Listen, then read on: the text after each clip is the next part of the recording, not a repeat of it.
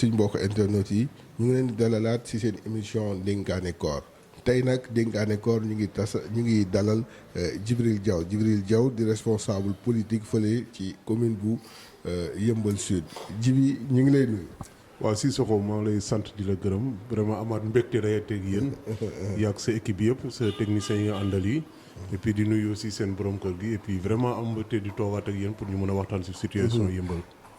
Djibi Diaw ñu ngi ci weeru koor nan ngay dundee weeru koor.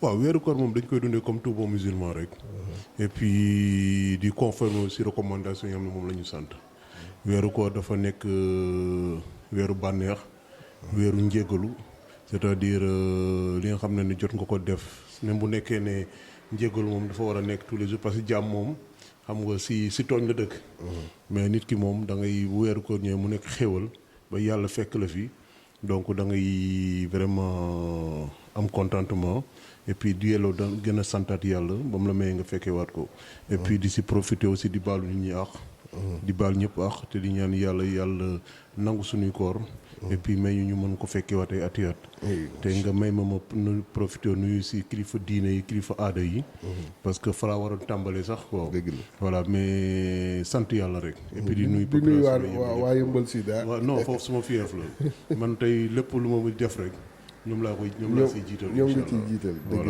la mais sa journée par exemple yow boo yeewoo ba ngoon ak sa activité ak weeru koor xam nga njaween ñemewul xiif quoi nan nga koy doxal. waaw xam nga ñun nag yàlla daf ñu dimbali bon boo d'habitude boo ndogoo ba pare sax balaa ñuy wax balaa ngay yeewu boo ndogoo pare naan café et puis bon da ngay gën a noppale ko tuuti yenn saa yi nag man bu ma naanee café damay dem am nañ fi benn salle de sport bu nekk si koñ bi. xam nga dem yëngal yaram bi tuuti yooyu xam nga ñàkk tuuti xam nga baax na si aussi. xam nga bon boo ñibbisee xam nga au moins ba ay 23h30 nga doog a reer mais man bu ma ndogoo rek café lay naan. léegi nag j'ai pas l'habitude di xëdd. voilà parce que heure yi ñuy xëdd man day fekk ne pratiquement heure yooyu lay faral di tëdd. donc bu ma yeewoo bon je vais au bureau xam nga dem defi sumay activité xam nga et puis journée bi daal pratiquement noonu lay demee. voilà routine la comme avant koor quoi. comme avant koor rek wàññiwu si dara à part li ngay toog journée bi te doo añ doo lekk. xam nga mais bon à part ça n'impacte en rien si sunu li nga xam ne noonu lañ doon doxalee sunu journée quoi. mais si journée boobu noonu ban temps ngay jox religion bi lan ngay diine bi nan nga koy jox parce que dañuy wax weeru koor delluwaat la ci yàlla nafaraat yenn yi nan nga koy ban temps nga koy siy jox. waaw xam nga temps bi moom mooy li ñuy faral di def tout le temps rek mooy boo yeewoo teg alxuraan xam nga boo jullee fajar ba pare xam nga déglu alxuraan te man boo yàlla dafa dogal ne ba muy jullee ba pare bon damay def le tour du quartier xam nga yor sama kurus di wird xam nga yooyu dafa nekk affaire yu am solo. parce que bon yaakaar naa ne ndaw moom tant que ñu ngi lay wan yoon yàlla rek da nga si war a mën a profité xam nga bon à part ça moom xam nga koor dafa am ay restrictions yu bëri sa bët dafa war a woor sa làmmiñ dafa war a woor yooyu yëpp mu nekk ay recommandations donc bu la yàlla dimbalee nag weeru koor nga koy dund da nga ko war a def de telle sorte que au moins tu sois irréprochable nga foog na ne yow koor yàlla rek mooy nangu koor mais il faut faire de telle sorte que yow sa koor nag yaakaar nga ne journée boobu yàlla nangul na la ko. ku la dégg day xam ne am nga benn rapport ak religion. sa rapport ak religion bi li tax malgré que dinañ ci ñëw tuuti dinañ ci ñëwaat léegi nga nekk à l'extérieur yàgg fa ñëw nga toujours collé ci religion lan moo ko def. waaw xam nga loolu yëpp affaire de valeur la. xam nga boo juddoo ñun ay Haalpulaar lañ boo juddoo ci famille bi nga xam ne bon famille conservatrice la. xam nga loolu dafa am solo. parce que sant yàlla rek. xam nga boo demee ba France nekk fa lu mat ñaar fukki at sàngara mosul jaar sa gémmiñ dama foog ne loolu gëm sa bopp la et puis ak fi nga soqee ko parce que famille bi ñoo ko def ci ñun. yàlla dogal ne bon sunu famille tamit famille religieuse la donc ñu bokk ci daara xale bi ku ne daara xale bi ne Mamadou Moussa Ly ku ne daara xale bi ne Thierno Tidiane donc yooyu yëpp dafa nekk affaire yi nga xam ne vraiment da lay dimbali donc di sant yàlla ba mu vraiment ba mu ñu tàbbee ci famille bu mel noonu. donc suñu rapport ak religion moom comme c'est un rapport entre musulmans xam nga ak yàlla ak yonent bi donc je pense que ku nekk da nga war a def sa devoir envers envers le sac divin rek. xam nga li des si moom ñu ñaan yàlla teg ñu si yoonu siraatal mustaqim rek et puis lépp lu ñuy def rek et puis ñaan yàlla mu may ñu mucc bu rafet. amiin mooy li ma doon wax nga nekk Sénégal juddoo fi yaroo fi ba am benn at bi. dem France def fa 20 ans. kooru France ak Sénégal. la différence lan. non xam nga kooru France si soxla dafa xaw a doy waar. xaw ma foofu lu ñu nekk réewu jullit la xaw ma mais foofu vraiment dafa doy waar parce que d'habitude ñun ñu ngi doon ndogu ay pratiquement ay 23h ay minimum. 23h waaw non dégg loolu parce que ñoom foofu foog naaj bi wàcce. te yenn saa yi koor gi non et puis dafa doon metti dafa doon tar. ba pare ay côté ay 3h du matin pratiquement mënatoo lekk. donc journée bi yëpp te xam nga boo nekkee réew tubaab yooyu ngay génn. terrasse yi ñu ngi fees jël ak café. xam nga nit ñaa ngi toog di lekk di ñaa ngi toog di naan. tentation yi taxaw nii si njaween. waaw non waaw bii moom dama la koy accordé quoi. si njaween mais xam nga yooyu moom da ngay xam nga boo nekkee réew mi nga xam ne pratiquement 95% du ñu ay jullit. xam nga loolu tamit dafay xaw a doy waar parce que day mel ne schéma Sénégal mais à l'inverse. donc yu mel noonu mais sant yàlla rek. xam nga bu la yàlla dimbale nga nekk si réew yu mel noonu. ba pare vraiment nga gis ne yow sa religion yaa ngi koy def ni mu waree. et puis on a des mosquées aussi il y a la communauté maghrébine xam nga ñoom tamit am na ay jàkk yu nekk foofu. donc gars yi di defar ay ndogu xam nga di ko defar pour ñi nga xam ne vraiment seen loxo yeegul seen digg. donc mu nekk affaire yi nga xam daal vraiment la diversité de ces cultures. mooy tax vraiment nga xam sa bopp aussi. donc waaw mais koor googu moom ak fii moom yàlla xam na ne bokkul de. mais nag ren tamit bon gis naa gars yi ñu ngi soccu.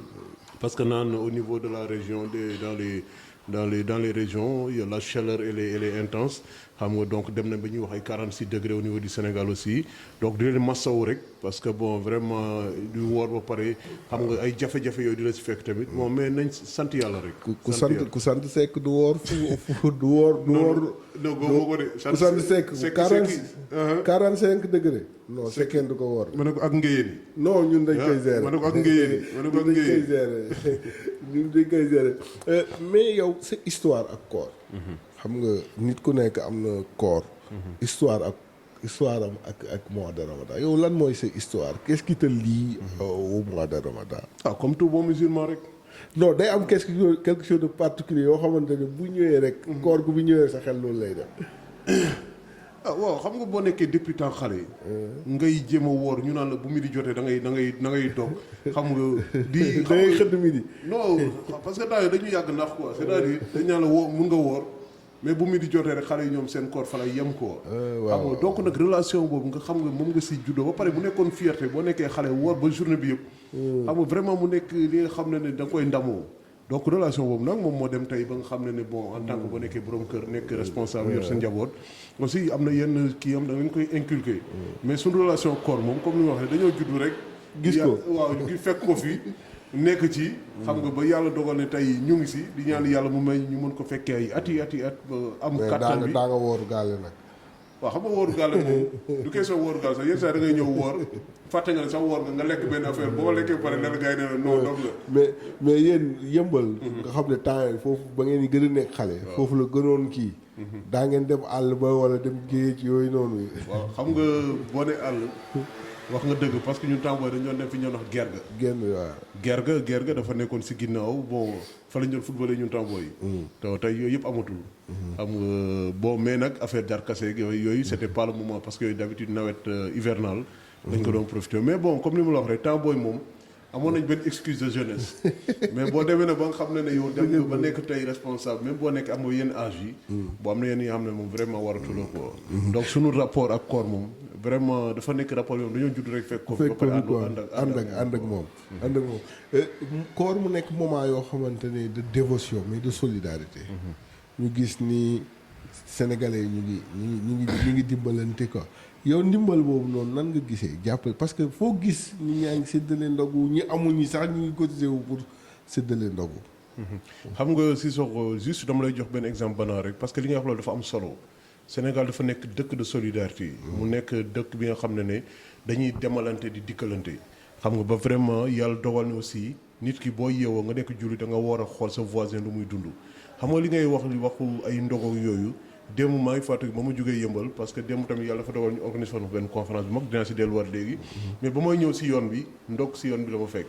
mais booy yi di defar café Touba si mbedd yi ñoom ñoo ma jox café jox ma tàndarma te li ñu koy def instant yi mu ngi nekk côté Guédiawaye yi. fa nga xam ne du sama base fi nga xam ne ñooñu xamuñu ma fa mais vraiment loolu day wane rek ne Sénégal réewu teranga la te osmose boobu ñu am. dañuy ñaan yàlla cimentel ñu ko dëgëral ñu ko parce que c'est ça qui fait la force de la nation. Mais nag koor dafa war a nekk mois de pardon.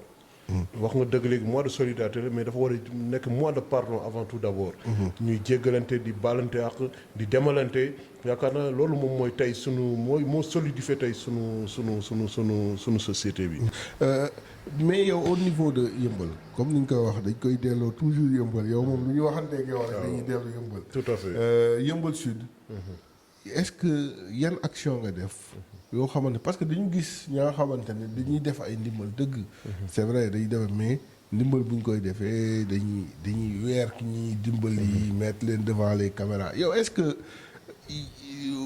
bàyyi nga xel loolu si action yi ngay def biir yëmbal. waaw bàyyi naa ci xel bu baax parce que xam ne dañ naan nit ki boo koy li ngay may sa loxo droite sa loxo gauche war ko gis. effectivement xam nga te am na yenn yoo xam ne man gëwuma ko woon au début.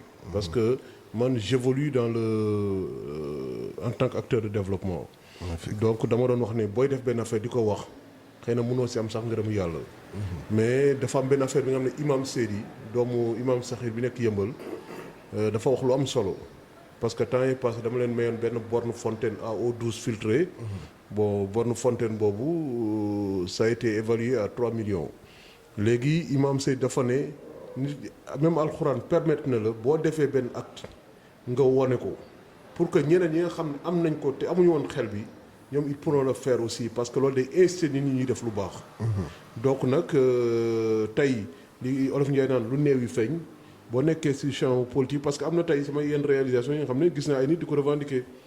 donc loolu tamit vraiment da lay def parce que bonne fontaine yi ma lay wax yi benn jour toog na dégg ay maire yi nga xam ne ñu ngi ci beneen parti du ma ko tudd ñu naan vraiment ñoom ñoo def bonne fontaine yi nekk ci école yëmbal bi ci jumaa laay mi te alors que man mi ko defar maa ngi toog seen wet te ñoom xamuñu ko.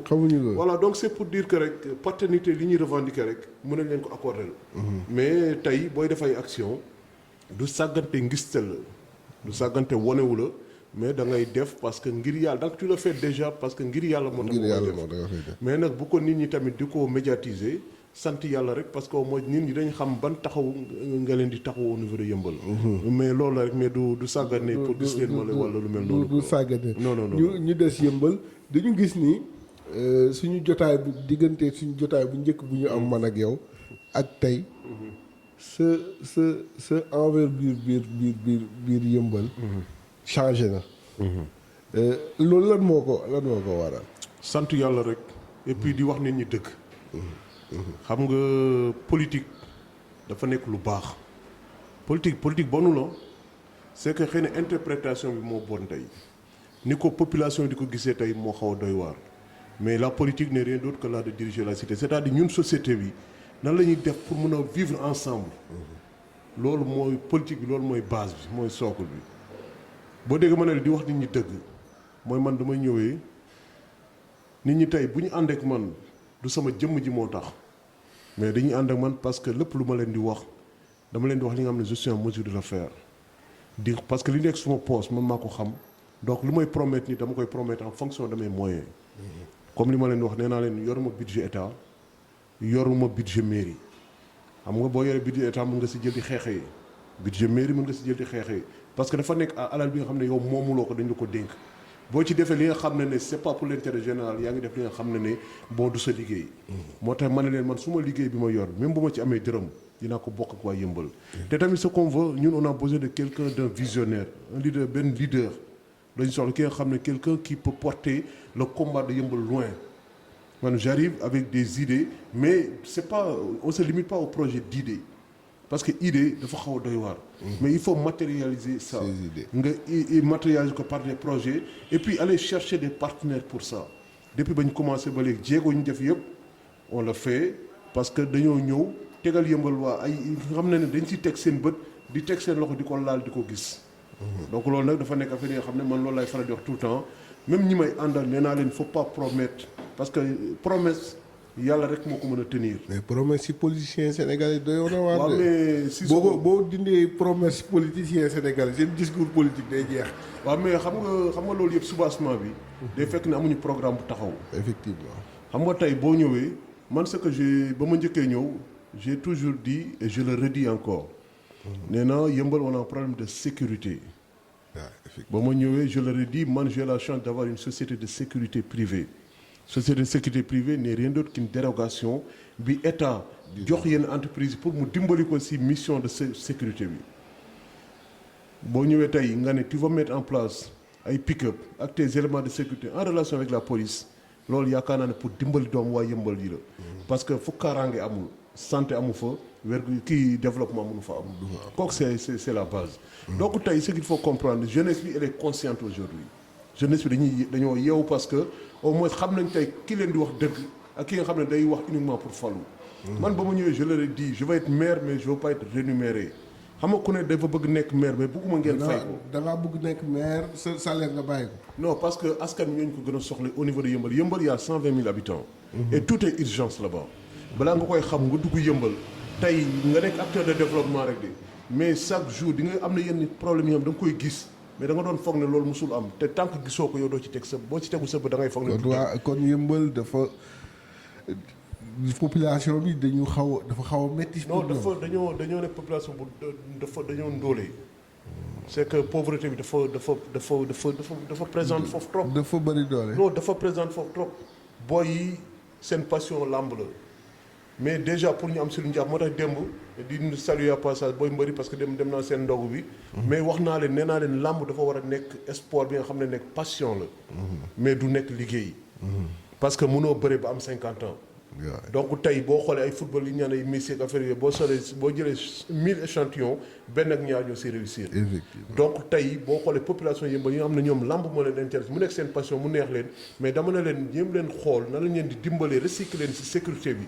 te tamit affaire mbër foog nit ñi foog ne naan ay di bàyyi di wax ne mbër amul xel mbër muusul non ay doomu aadama lañ ay nit lañ après ñun dafa am benn déficit de formation nit yi yow yaa leen di former yaa leen di tàggat. boo leen tàggatee ñu former leen affaire du question ay dóore buux nit fi non sécurité c'est prévoir.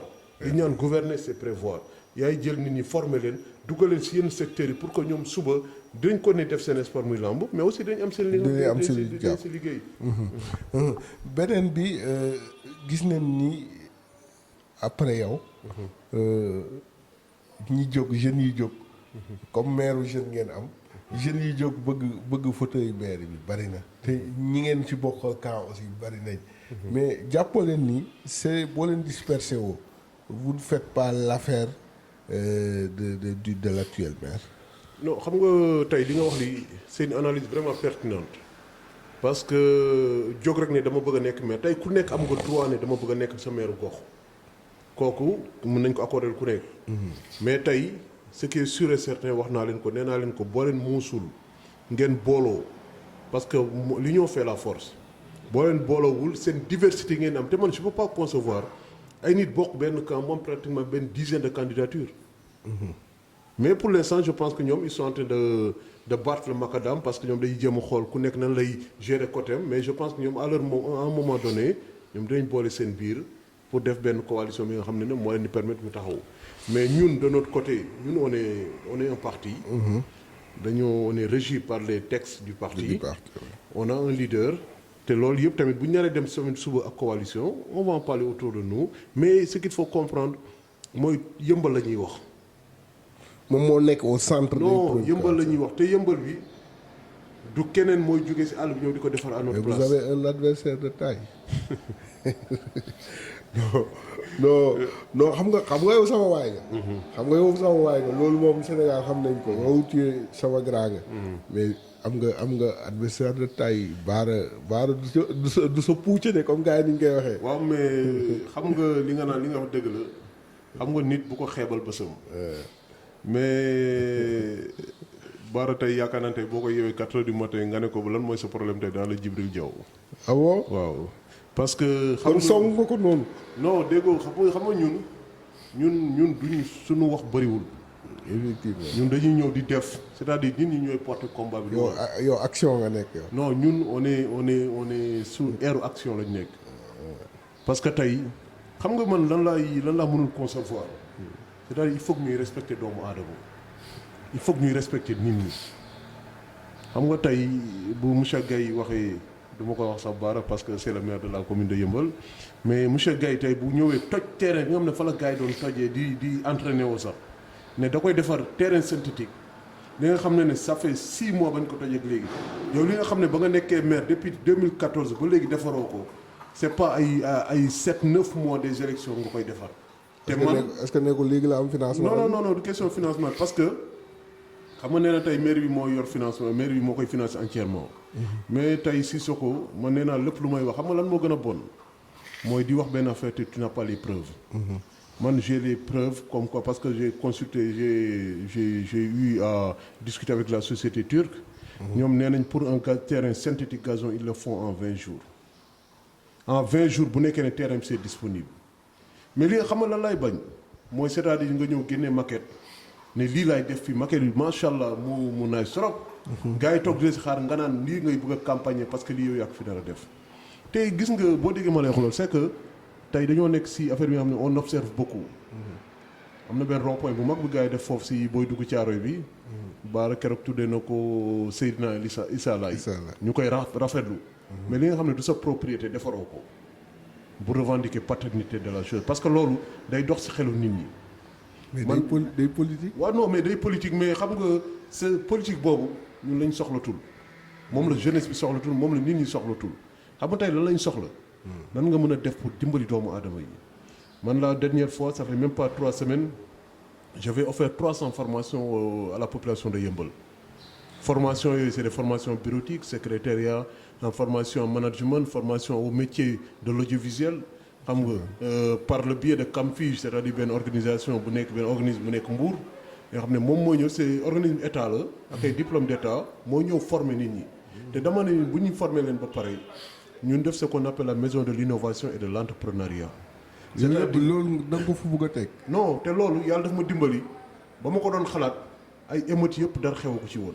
ba may leen di may formation yi. li yëpp xewoon donc c'est pour te montrer que nit boo dëkkee ci gox da ngay xool fan nga mën a yóbbu sa gox il faut être un visionnaire man loolu laa gisoon avant émeutes yëpp di xewam. te dama ne émeutes yi sax foofu ñu ñëw ci quoi. parce que sa ba année dina ci am solo. même ma daaneel fii rek parce que li may wax c'est très important. parce que boo déggee ma lay wax loolu dama ne leen on va créer la maison de l'innovation et de l'entrepreneuriat. ku pare bu ñu paree formation au lieu que ku nekk di dem sa côté yor sa diplôme. ñoom ñëpp dama leen di dajale ci même kër bi. ñii di defar t-shirt yi ak casquette yi ñi koy defar parce que ñun dañ ko soxla ñun politiciens yi. effectivement. ñi nga xam ne maire yi di defar cuub di defar transformation céréalière ay savon eau de javel di ko defar parce que ñoom ñoo koy utiliser waat ci journée bi.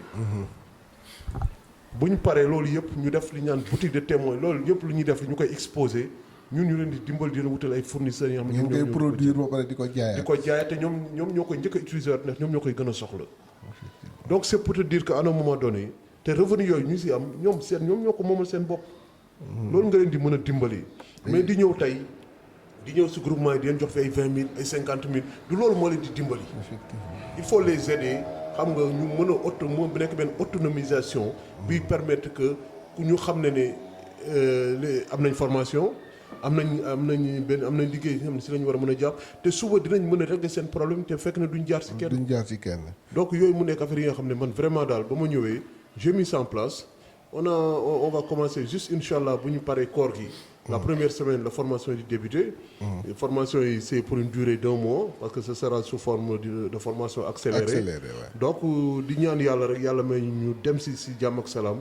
bismillahir rahmanir rahim ba pare ba vraiment daal mu may ñu ndam pour le. dañuy ñëw ci émeutes yi fi amoon.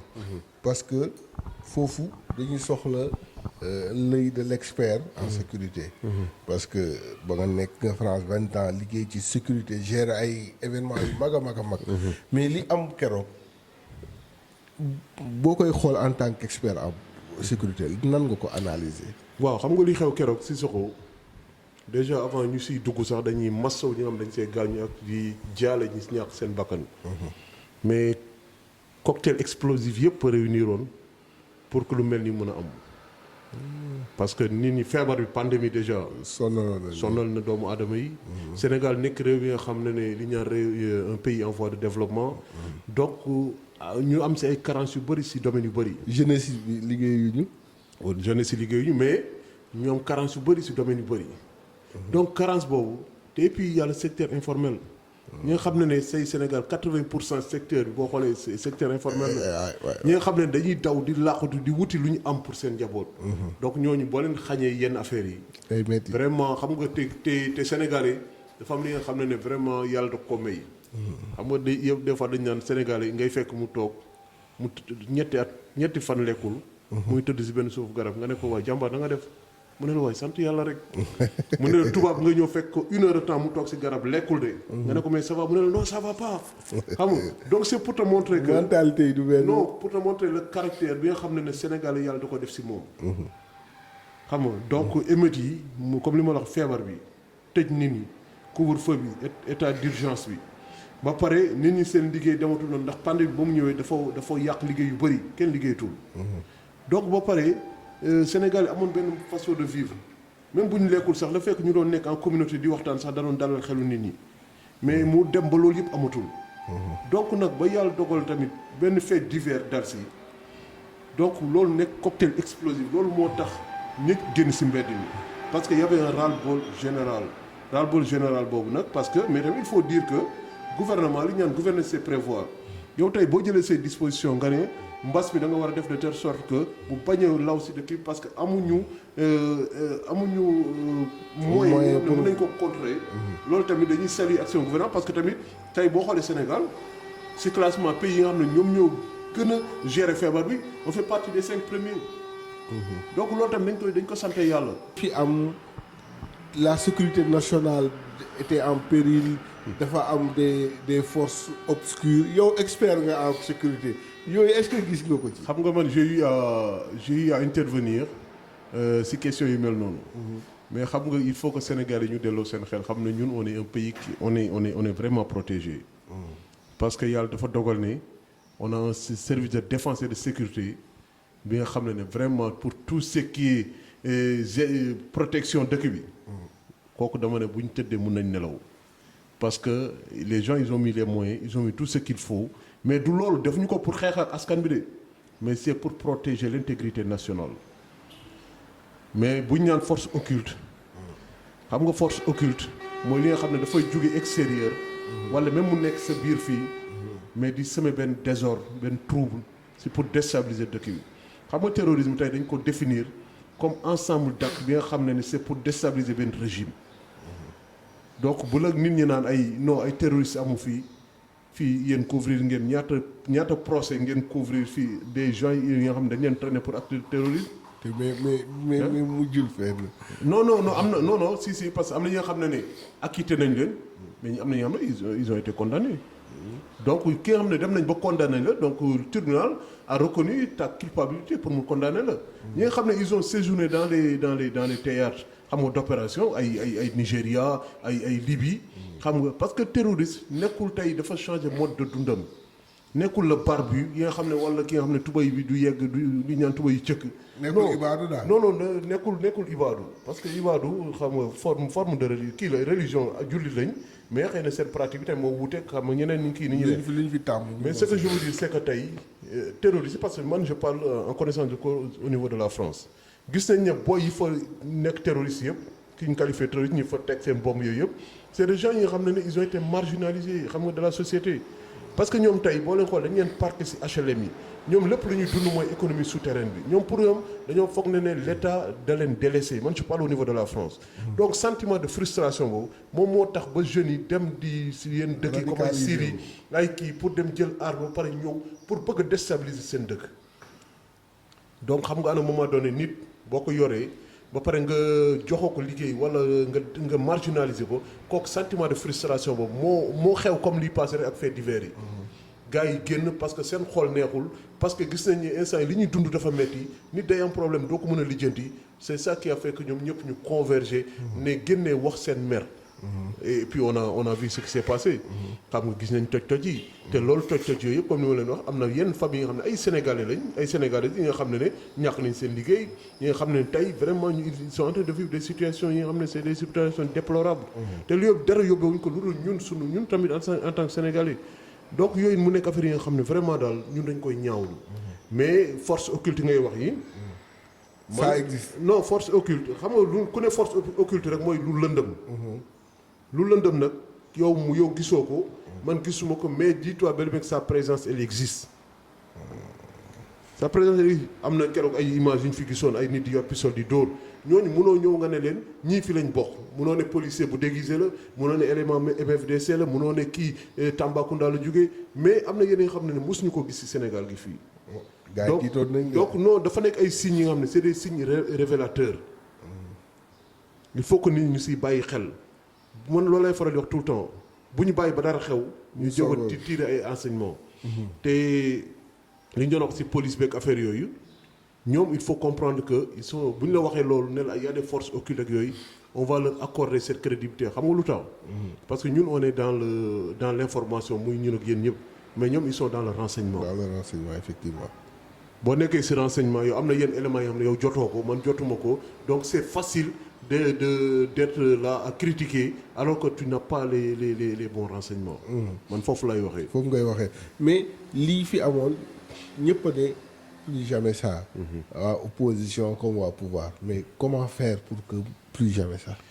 waaw xam nga loolu je pense que appel au calme boobu dafa nekk li nga xam ne muy de quel bord qu'il soit dafa nekk li nga xam ne rek lu ñëpp war a rafetlu la donc plus jamais ça nag mooy nan la ñuy conscientiser jeunesse bi parce que tey boo xoolee les jeunes qui ont entre 15 ba 35 ans ils représentent 75% de la population sénégalaise. donc foog jeunesse bi ñu leen di taxawu ñu leen di former di leen jox ñuy liggéey parce que ñoom tamit à un moment donné ku nekk day bëgg a fonder foyer. donc yaakaar naa ne tey jeunesse boobu tey bu ñu leen dimbali woon ba ñu am si lu ñu jàpp du ñoom ñooy génn naan dañuy toj ji xeex si mbedd mi. donc je pense que le président il a entendu l'appel de la jeunesse de la population sénégalaise parce que tey bu ne day changer de orientation pour di ko jagleel au niveau de la jeunesse man je pense que ça c'est des choses à saluer. et puis si soo ko je vais profiter de l'occasion parce que j'avais écrit au chef de l'État je lui ai envoyé un courrier je lui ai dit que moi Djibril j'étais en mesure de créer 100 000 emplois en 6 mois sans le concours financier de l'État c'est-à-dire ça que état dugal ci dërëmam xam nga à un moment donné. mais Djibril 100 000 emplois. non xam nga ce qu'il faut comprendre. ñun on est des experts. Ouais. dans le domaine bi ñu nekk muy sécurité privée. effectivement. nee naa la bu ñu yàlla dimbale ñuy def ay événements comme les 24 heures du Mans qui regroupaient plus de 500 000 personnes ñun on était les seuls Sénégalais ñoo xam ne ñooy toog ci table préfet ku xam importance préfet au niveau de la France ñun ñoo doon wax les mesures sécuritaires. donc bu ñu yàlla dimbale ñu am société foofu di jël plus d'une centaine de Français di leen former di leen liggéeyloo donc ñun bu ñu ñibbisee suñu dëkk nit ñi war nañu bàyyi xel tuuti xam nga man lan laa bëggoon. ñu ñëw ne ma Djibril yónnee nga ñu courrier nga ne ñu tu peux créer 100 000 emplois en 6 mois comment tu vas réussir à faire ça. ñu indil ma seen experts yi nekk sécurité fii Sénégal ma wax démontrer leen A ba Z na lañ créer 100 000 emplois en 6 mois xam nga tey loolu. bu ñu ko créé woon mais en une minute. nan nga koy créer. non xam nga dama lay jox benn exemple banal. parce que au niveau du Sénégal on a ce qu'on appelle les ERP les établissements recevant du public.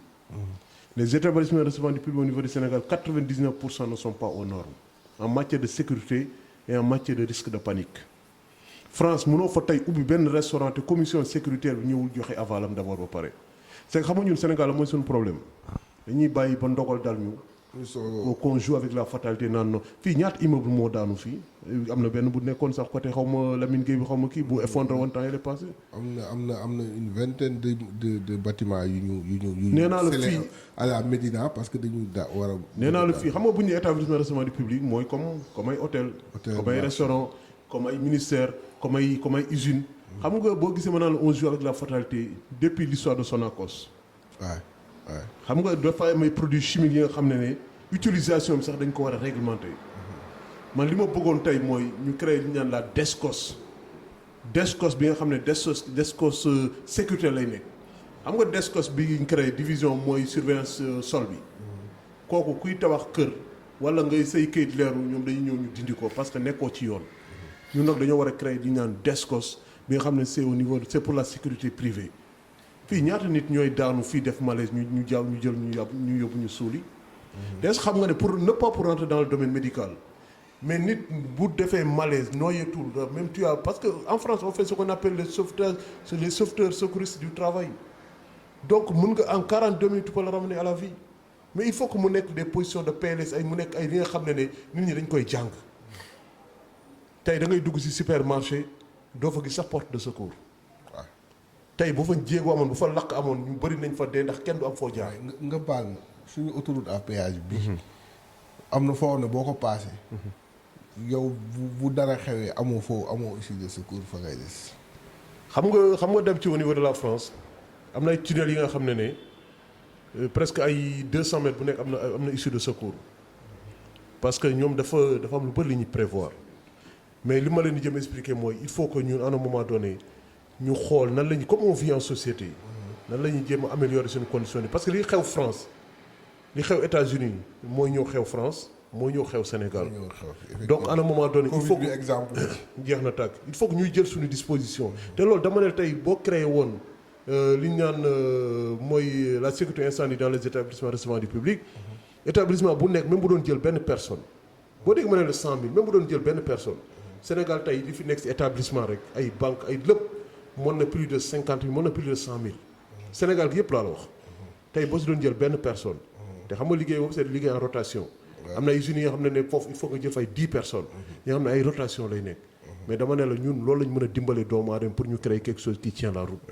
mais mu bañ a nekk wax xam nga mais nag je pense que le président il a entendu jot na courrier parce que j'ai eu la confirmation que jot na ko te j'espère que dina ma si woo ñu toog ñu waxtaan si parce que man ça va être ma participation à l'effort national man loolu laa mën am sama idée indi ñoo teg ñu liggéey si te loolu bu ñu ko defee population yëmbal déjà ba bu si amee sax 30 000 si 100 000 emplois yooyu rek dafa mel ne koñ mu ne nga jël fa 100 personnes nga dugal ko ci mu liggéey effectivement li des ñu bàyyi ko ñu jox ko yëmbal yëpp ñu jox ko Sénégal gi yëpp vraiment sant yàlla ko mu nekkoon participation à l'effort national bu Djibril Diaw expert en sécurité Djibril suñu waxtu jeex na ñu bàyyi la nga tàggoo ak waa Yëmbal ak suñu internet yi ñuy suivre sur Référence Actu. waaw si soxo damay leen di sant di leen gërëm bu baax xam nga te di leen wax ne bon action yi ñuy def yëpp defuñu ko pour suñu bopp dañ koy def pour soulager population bi en plus particulièrement population bi nekk Yëmbal parce que démb bâche bi fa defoon parce que démb conférence def nañ conférence bu rëy démb jag may ko Malick Thiaw le fils du Khalif te ce qui est bien mooy on a été les premiers à le faire c'est-à-dire démb li fa xew li réunir Niassène yi réunir Tidjane yi réunir Laye yi réunir Mouride yi ñëpp si benn conférence donc loolu da lay wan ne rek ne caractère sacré bi nga xam ne moom la nit ñi am si lii si doomu aadama yi donc nag man dama ne man mon rôle en tant que fédérateur en tant que maire bi nga xam ne bëggul ñu fay ko mooy indi suma pierre à l'édifice de Yëmbal parce que Yëmbal bëgg naa ñu koy dégg feneen si yeneen anam xam nga donc nag am na instant bi benn contrat bi ñu signé aussi nga may ma tëral foofu rek après ma bàyyi la nga dëkk am na benn contrat bi signé avec benn société bu nekk Nantes pour l'octroi de 14 bus de 38 places bus yooyu bu ñëwee 13 bus ASC ñoo ko moom nee naa ASC yi mënuñu chaque année ñu leen jox 200 000 francs de subvention 200 000 francs subvention ba si footballé benn match jeex na après ket ngay def di yor sa siwa sa lekk di dugg si kër yi Yëmbal ba mu juddoo ba léegi musul am benn international te Yëmbal dafa judd en 1914 musul am benn international donc tey bus yooyu bu ñëwee boo ko joxee ASC yi bu nawetaan jotee dañ si jël seen joueurs yi dugal leen suñu football yi bu nawetaan jeexee ñu def transport en commun parce que c'est une association sportive et culturelle même bu leen jural 50 000 par jour le mois ça leur fait 1 500 000 les 10 mois ça leur fait 15 millions 15 millions jënd nga si sëriñ jënd nga si godaas jënd nga si équipement te fekk ne doo xaar 200 000 francs yi leen maire yooyu joxe c'est que gis nga te yooyu bis yooyu man bu ñëwee man mënoon naa si bi def Diaw et frère def ko transport en commun mais suma askan moo ma ñor Yëmbal moo ma ñor moo tax ma ne bis yooyu nañ ko jagleel waa askan bi di sant ñëpp di gërëm ñëpp te di wax ne aussi waa Yëmbal am nañ benn bâche bu mag bi nga xam ne def nañ ko à la disposition de la population ak benn sonorisation képp ku xewle ngénte ceet mariage dëj yàlla na yéex boo demee Yëmbal foofu boo aabee ñu àll ko parce que loolu mooy suñu participation il faut ñuy dimbali doomu aadama mais ñu bañ a dimbali nit benn nit par benn nit ko di sant ñëpp di leen gërëm te vraiment di sant Mame Gor suma xarit te vraiment émission yu mel nii dafa am solo parce que dafay gàtt sax ñu si wax mais mun nañ fi toog ba suba di wax parce que dafa nekk lu am solo xam nga di nuyu techniciens yëpp di vraiment di leen jaajëfal. merci beaucoup Djibril Diaw moom nga xamante ne suñu waay la dëkk fële ca commune bu Yëmbal te di militer ci parti bi PLD Suxali donc mu nekkoon suñu gan ci émission Ndenkaane Koor di leen dig daje beneen émission ak beneen gan ci Ndenkaane Koor.